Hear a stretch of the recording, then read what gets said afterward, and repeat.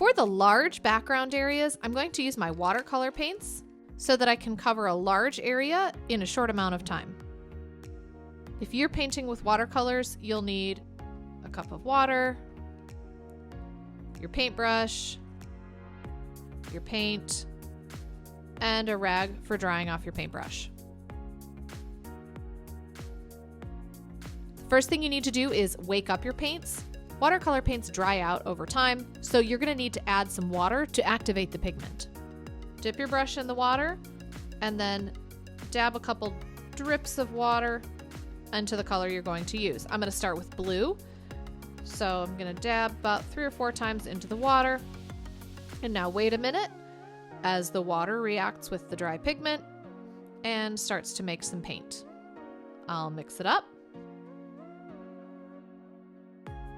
And now I'm going to very carefully paint my background. I'm not going to paint the characters, but I am going to paint all of the sky here. One thing you'll notice with watercolors is that the more water you use, the lighter your color becomes. So if you want this blue to look really light, you should add a lot more water to it as you're working, and that will create a much lighter blue. Try to paint your watercolor quickly before your edges have a chance to really dry. Once they're dry, it gets a lot more difficult to paint without it looking patchy. If you get a little paint on your characters, it's okay. Your colored pencil can cover over some of it. Just make sure you don't get really careless and cover a big, huge chunk of your character with paint. A couple drips here and there is okay. A big, huge chunk of your character, that's going to be a problem. Before I can paint any areas that are right next to my blue, I need to make sure it's all the way dry. If it isn't, the colors will bleed together. I'll wake up my green by adding a few drops of water.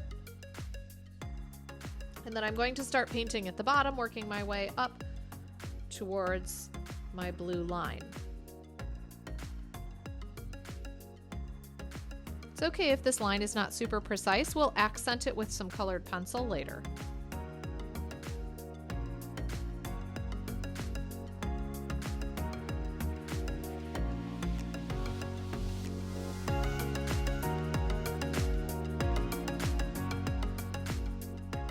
In order to make my tree look a little bit different than the grass, I'm going to add some yellow to my green.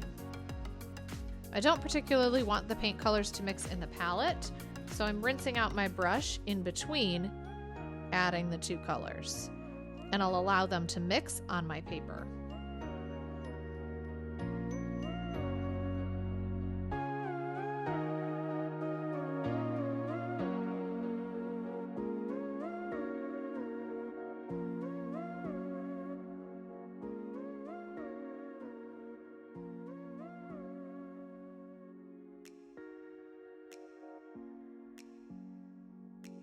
As with the grass and the sky, I'm going to need to let this green dry before I can do anything with the trunk.